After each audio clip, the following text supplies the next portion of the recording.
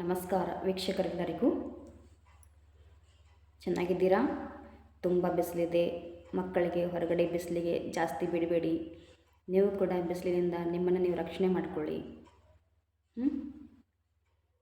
ಸರಿನಾ? ಈಗ ಇವತ್ತು ನಮ್ಮ ವಿಷಯಕ್ಕೆ ಬರೋಣ. ಇವತ್ತಿನ ವಿಷಯ ಆಂತರಿಕ ಸ್ವಾತಂತ್ರ್ಯ ಅಂದ್ರೇನು, ಅಂದರೆ ನಮ್ಮ ಮನಸ್ಸಿನ ಸ್ವಾತಂತ್ರ್ಯ ಅಂದರೆ ಏನು. ನಾವು ಮನಸ್ಸಿನ ಸ್ವಾತಂತ್ರ್ಯ, ಆಂತರಿಕ ಸ್ವಾತಂತ್ರ್ಯ ಅಂದರೆ ಏನಪ್ಪ ಅಂತಂದರೆ, ಹೊರಗಡೆ ಪರಿಸ್ಥಿತಿಗಳು ಹೇಗೆ ಇರಲಿ, ಹೊರಗಡೆ ಪರಿಸ್ಥಿತಿಗಳು ಹೇಗೆ ಇರಲಿ, ನಮ್ಮ ಭಾವನೆ, ಮನಸ್ಸು, ನಮ್ಮ ಯೋಚನೆಗಳ ಮೇಲೆ ಬೇರೆ ಪರಿಸ್ಥಿತಿಗಳು ಅದರ ಮೇಲೆ ಹಾವಿ ಆಗಬಾರ್ದು, ಅದ್ರ ಮೇಲೆ ಡಿಪೆಂಡ್ ಆಗಿರಬಾರ್ದು. ನಮ್ಮದೇ ಆಗಿರ್ತಕ್ಕಂತಹ ಹಿಡಿತ ಇರಬೇಕು ಅದರ ಮೇಲೆ, ಮನಸ್ಸಿನ ಮೇಲೆ. ಅದಕ್ಕಂತಾರೆ ಆಂತರಿಕ ಸ್ವಾತಂತ್ರ್ಯ. ಬಾಹ್ಯವಾಗಿರ್ತಕ್ಕಂತಹ ಯಾವುದೇ ಪರಿಸ್ಥಿತಿಗಳು ನಮ್ಮ ಮನಸ್ಸಿನ ಮೇಲೆ ಪ್ರಭಾವ ಬೀರಲಾರದೆ ಇರ್ತಕ್ಕಂತಹ ಸ್ಥಿತಿ ಏನಂತ ಕರಿತೀವಪ್ಪ ಅಂದ್ರೆ ಆಂತರಿಕ ಸ್ವಾತಂತ್ರ್ಯ. ಈಗ ನಮ್ಮ ಶರೀರ ಕೂಡ ಒಂದು ಬಾಹ್ಯವಾಗಿದ್ದೆ, ಮನಸ್ಸಿಗೆ ನಮ್ಮ ಶರೀರ ಹೊರಗಡೆ ಇದೆ. ಮೊದಲನೇದಾಗಿ ನಾವು ಶರೀರ ಅಂತಕ್ಕಂತಹ ಒಂದು ಬಂಧನವನ್ನು ಬಿಡ್ತಕ್ಕಂಥದ್ದು ನಾವು ಮೊದಲಿನ ಆಂತರಿಕ ಲಕ್ಷಣ. ಆಚಾರ್ಯ ಪ್ರಶಾಂತ್ ಅವರು ಇದನ್ನು ಹೇಳ್ತಾರೆ. ಅವರು ನಿಮ್ಮ ಮೊದಲ ಬಂಧನ ಯಾವುದಪ್ಪ ಅಂದರೆ ಶರೀರ. ಈ ಶರೀರ ಬಂಧನದಿಂದನೇ ಮೊದಲು ಹೊರಗಡೆ ಬಂದ್ರಿಯಪ್ಪ ಅಂದರೆ ನಿಮ್ಮ ಮೊದಲ ಆಂತರಿಕ ಲಕ್ಷಣ ಅದದು. ನೀವೊಂದು ಚೇತನ ಶಕ್ತಿಯಾಗಿದ್ದೀರಿ. ನೀವು ಶರೀರ ಅಲ್ಲ. ಶರೀರ ಏನಿದೆ ಕೇವಲ ಹೊರಗಡೆ ನಿಮಗೆ ಕೆಲಸ ಮಾಡೋದಕ್ಕೆ ಒಂದು ಸಾಧನ ಮಾತ್ರ ಇದೆ. ಅದು ಶರೀರ ಏನಿದೆ, ನೀವು ಹೊರಗಡೆ ಕೆಲಸ ಮಾಡೋದಕ್ಕೆ ಒಂದು ಸಾಧನ ಮಾತ್ರ ಇದೆ. ಶರಣರು, ಬಸವಣ್ಣವರು, ಅಕ್ಕಮಹಾದೇವರು ಇದೇ ಮಾತನ್ನು ಹೇಳಿದ್ದಾರೆ. ಅವರು ಕೂಡ ಏನಪ್ಪ ಅಂದರೆ, ಒಳಗಡೆ ಇರುವ ಆತ್ಮ ಹೆಣ್ಣು ಅಲ್ಲ, ಗಂಡು ಅಲ್ಲ. ನಾವು ಶರೀರ ಅಲ್ಲ, ನಾವೊಂದು ಚೇತನ ಶಕ್ತಿ ಇದ್ದೇವೆ, ಒಂದು ಚೇತನ ಸ್ವರೂಪ ಇದ್ದೇವೆ ಅಂತಕ್ಕಂಥ ಮಾತನ್ನು ಹೇಳಿದ್ದಾರೆ ಅವರು ಕೂಡ. ಸೊ ಅದಕ್ಕಾಗಿ ನಾವು ಮೊದಲು ನಮ್ಮ ಬಂಧನ ಆಗಿರ್ತಕ್ಕಂಥ ಶರೀರ ಬಂಧನವನ್ನು, ಶರೀರದ ಇದ್ದೀವಿ ಅಂತಕ್ಕಂತಹ ಒಂದು ಯೋಚನೆಯನ್ನು ಬಿಟ್ಟು ನಾವು ಚೇತನ ಶಕ್ತಿ ಇದ್ದೀವಿ ಅಂತಕ್ಕಂತಹ ಒಂದು ಮನಸ್ಥಿತಿಯನ್ನು ನಾವು ತಂದ್ಕೋಬೇಕು. ಅದು ಒಂದು ಮೊದಲನೇ ಆಂತರಿಕ ಸ್ವಾತಂತ್ರ್ಯದ ಲಕ್ಷಣ ಆಗಿಬಿಡ್ತದೆ. ಇನ್ನೊಂದೇನಪ್ಪ ಅಂದ್ರೆ, ಬೇರೆಯವರು ಏನಂತಾರೋ ಅಂತಕ್ಕಂತಹ ಒಂದು ಮಾತಿನಿಂದ ಹೊರಗಡೆ ಬರೋದು. ನಾವೇನೋ ಒಂದು ಮಾತಂದಿರ್ತೀವಿ, ಅವರೇನೋ ಒಂದು ಮಾತಂದಿರ್ತಾರೆ. ಅದನ್ನು ನಾವು ಬಹಳ ಒಂದಿನ 2 ದಿನ ಹಾಗೆಯೇ ಅದನ್ನು ಮನಸ್ಸಿನಲ್ಲಿ ಇಟ್ಕೊಂಡು ಕೊರಗ್ತಾ ಬಂದೀವಿ ಅಂತಂದ್ರೆ ನಮ್ಮ ಮನಸ್ಸಿನ ಒಂದು ಆಂತರಿಕ ಸ್ವಾತಂತ್ರ್ಯದ ಲಕ್ಷಣ ಅಲ್ಲ ಅದು. ಏನೊಂದು ಮಾತಂದ್ರು ಹೋದರೂ ಅದನ್ನು ನಾವು ಒಳಗಡೆ ಕೇಂದ್ರಕ್ಕೆ ಸ್ಪರ್ಶ ಕೊಡಬಾರ್ದು. ಆ ಮಾತಿಗೆ ನಮ್ಮ ಕೇಂದ್ರದಲ್ಲಿ ಸ್ಪರ್ಶವಾಗೋದಕ್ಕೆ ಅವಕಾಶವನ್ನು ಕೊಡಬಾರ್ದು. ಸೊ ಇದು ಒಂದು ಆಂತರಿಕ ಸ್ವಾತಂತ್ರ್ಯದ ಲಕ್ಷಣ. ಮತ್ತು ನಮ್ಮ ಭಾವನೆಗಳ ಮೇಲೆ ನಮಗೆ ಹಿಡಿತಾ ಇರಬೇಕು. ನಮ್ಮ ಭಾವನೆಗಳು ಎಲ್ಲಿಂದ ಬರ್ತಾ ಇದ್ದಾವೆ ಅಂತಕ್ಕಂಥದ್ದನ್ನು ಗಮನಿಸಬೇಕು. ಆ ಭಾವನೆಗಳು ಸತ್ಯಮುಖಿಯಾಗಿದ್ದಾವ ಅಥವಾ ಒಂದು ತಪ್ಪಾಗಿ ಕೇಂದ್ರದಿಂದ ಬರ್ತಾ ಇದ್ದಾವೆ ಭಾವನೆಗಳು. ಆ ಭಾವನೆಗಳು ಸರಿಯಾದ ಕೇಂದ್ರದಿಂದ ಬರ್ತಾ ಇದ್ದಾವೆ. ಆ ಭಾವನೆಗಳು ಎಲ್ಲಿಗೆ ಹೋಗ್ತಾ ಇದ್ದಾವೆ, ಭಾವನೆಗಳು ಏನು ಹೇಳ್ತಾ ಇದ್ದಾವೆ, ಆ ಭಾವನೆಗಳ ಮಾತು ಕೇಳಬೇಕಾ ಬಿಡಬೇಕಾ ಅಂತಕ್ಕಂಥ ಸ್ವತಂತ್ರ ನಿಮ್ಮ ಹತ್ರ ಇರಬೇಕು. ನಾವು ಭಾವನೆಗಳು ಹೇಗೆ ಬರ್ತಾ ಇದ್ದಾವೆ ಹಾಗೆ ಹೋದ್ವಿಯಪ್ಪ ಅಂತಂದರೆ ನಾವು ಅದು ಆಂತರಿಕ ಸ್ವತಂತ್ರದ ಲಕ್ಷಣ ಅಲ್ಲ. ಅದು ಭಾವನೆ ಎಲ್ಲಿಂದ ಬರ್ತಾ ಇದೆ, ಯಾಕೆ ಬರ್ತಾ ಇದೆ ಅಂತಕ್ಕಂಥ ತಿಳ್ಕೊಳ್ಬೇಕಾಗಿತ್ತಪ್ಪ ಅಂತಂದ್ರೆ ನಾವು ನಮ್ಮನ್ನು ನಾವು ನೋಡ್ಕೊಳ್ಬೇಕು. ನಮ್ಮನ್ನು ನಾವು ನೋಡ್ಕೊಂಡಾಗಲೇ ಮತ್ತು ಇದರ ಬಗ್ಗೆ ನಾವು ಮಾನಸಿಕವಾಗಿ ಸ್ವತಂತ್ರವಾಗಿ ಇರಲಿಕ್ಕೆ ಸಾಧ್ಯ ಆಗ್ತದೆ ನಾವು. ಮತ್ತು ಧೈರ್ಯ ಬರಬೇಕು ಮನುಷ್ಯನಲ್ಲಿ. ಅಂಜಿಕೆ, ಭಯ ಹೋಗಿ ಧೈರ್ಯ ಬರಬೇಕು. ಭಯದಿಂದ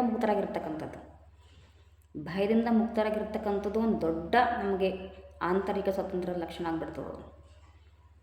ನಾವು ಭಯವನ್ನು ಯಾಕೆ ಮಾಡ್ತೀವಪ್ಪ ಅಂದ್ರೆ, ಯಾರಾದರೂ ಏನರ ಅಂತಾರೇನೋ ಅಥವಾ ನಮ್ಮನ್ನು ಬಚಾವ್ ಮಾಡ್ಕೊಳ್ಳೋದಕ್ಕೋಸ್ಕರ, ನಮಗೆ ಇನ್ಸಲ್ಟ್ ಆಗ್ತದೇನೋ ಅಂತಕ್ಕಂತಹ ಭಯ, ಅಥವಾ ಮೃತ್ಯುವಿನ ಭಯನೂ ಇರ್ಬೋದು.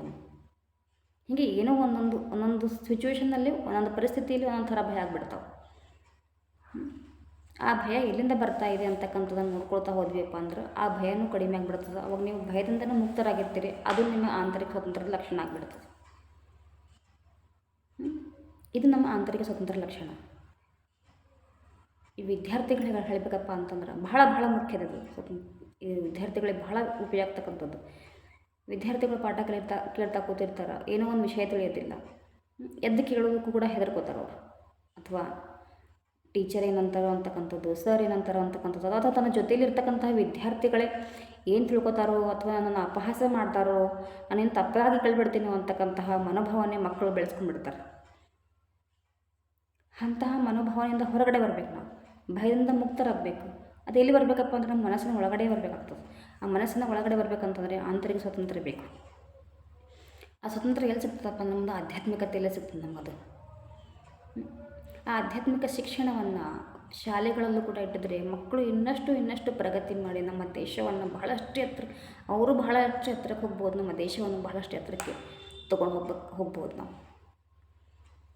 ಅಂತಹ ಹೆದರಿಕೆಯನ್ನು ನಾವು ಆಧ್ಯಾತ್ಮಿಕತೆಯಿಂದಲೇ ಮಾತ್ರ ನಾವು ಓಡಿಸ್ಬೋದು.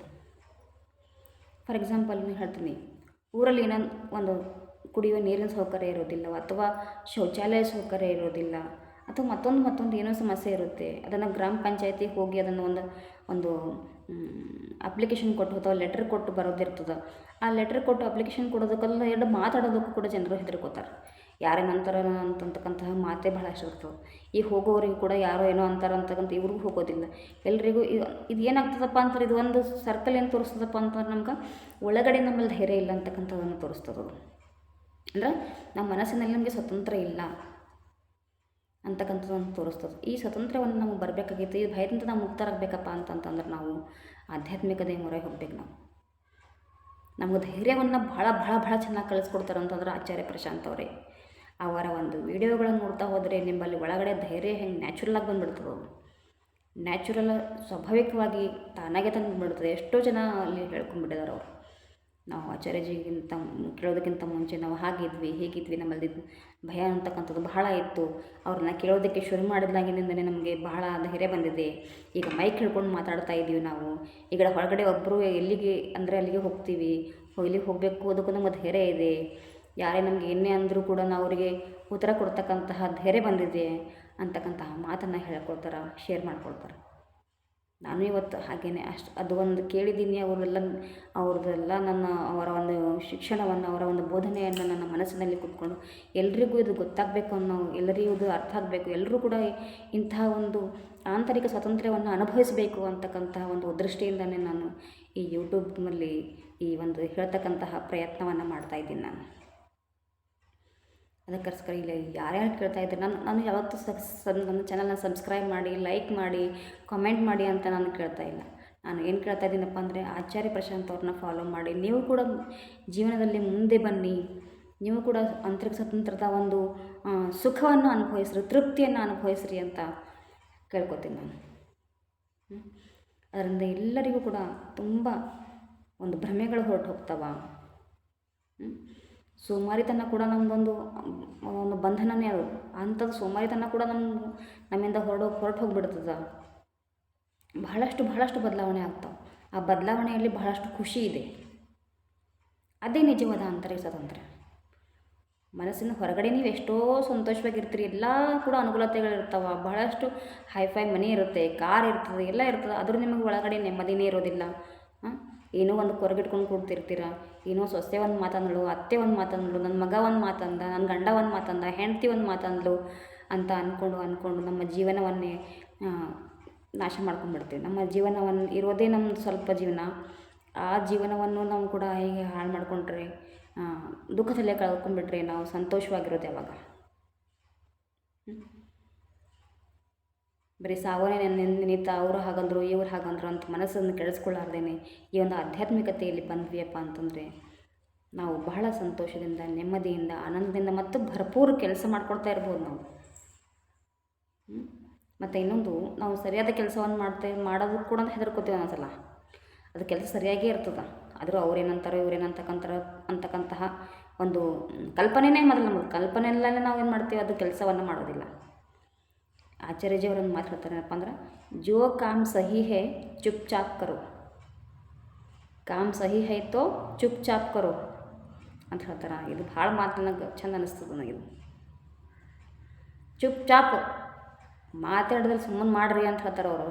ಅವ್ರು ನಮಗೆ ಚಲೋ ಅಂದರು, ಅವ್ರು ಕೆಟ್ಟ ಅಂದರು, ನಿಮ್ಮ ಮನಸ್ಸಿನಿಂದ ನಿಮ್ಗೆ ಚಲೋ ಅಂತದ್ದು ಕೆಲಸ ಅನ್ನಿಸ್ತಾ, ಚಂದದ ಇದು ಕೆಲಸ ಅಂತ ಅನ್ನಿಸ್ತಾ, ಸರಿ ಕೆಲಸ ಅದ ಅಂತ ಅನ್ನಿಸ್ತಾ, ನಿಮ್ಮ ಮನಸ್ಸಿನ ಒಳಗಡೆಯಿಂದ ನಿಮ್ಮ ಆತ್ಮಾವಲೋಕನ ಮಾಡಿದ ಮೇಲಿಂದ ಈ ಒಂದು ಕೆಲಸದ ಬಗ್ಗೆ ನಿಮ್ಗೆ ಚಂದ ಅನ್ನಿಸ್ತು, ಅಥವಾ ನೀವು ಮಾಡ್ತಕ್ಕಂಥ ಕೆಲಸ ಸರಿ ಇದೆಯಾ ಅಂತಕ್ಕಂಥ ನಿಮ್ಮ ಮನಸ್ಸಿನಲ್ಲಿ ಬಂತು ಅಂತಂದರೆ ಆ ಕೆಲಸವನ್ನು ನೀವೇನು ಮಾಡಿರಿ, ಸುಮ್ಮನೆ ಮಾಡ್ತಾ ಹೋಗ್ರಿ. ಜೋ ಕಾಮ್ ಸಹಿ ಹೇ ಚುಪ್ ಚಾಪ್ ಕರೋ. ಈ ಮಾತು ನನಗೆ ಬಹಳ ಬಹಳ ಬಹಳ ಇಷ್ಟ ಆಯಿತು, ಬಹಳ ಧೈರ್ಯನೂ ಕೊಟ್ಟಿದೆ ಕೂಡ. ನೀವು ಕೂಡ ಇಂತಹ ಸುಖವನ್ನು ಎಲ್ಲರೂ ಅನುಭವಿಸಬೇಕು ಅಂತ ಅಂದ್ಕೋತೀನಿ. ಎಲ್ಲರೂ ನೀವು ಕೂಡ ಆಂತರಿಕ ಸ್ವಾತಂತ್ರ್ಯದ ಲಕ್ಷಣವನ್ನು ಬಳಸ್ಕೊಂಡು ಆಂತರಿಕ ಸ್ವಾತಂತ್ರ್ಯದ ಒಂದು ಸವಿಯನ್ನು ಅನುಭವಿಸಬೇಕು, ಆ ಒಂದು ಆನಂದವನ್ನು ಅನುಭವಿಸಬೇಕು ಅಂತ ಕೇಳ್ಕೊಳ್ತೀನಿ.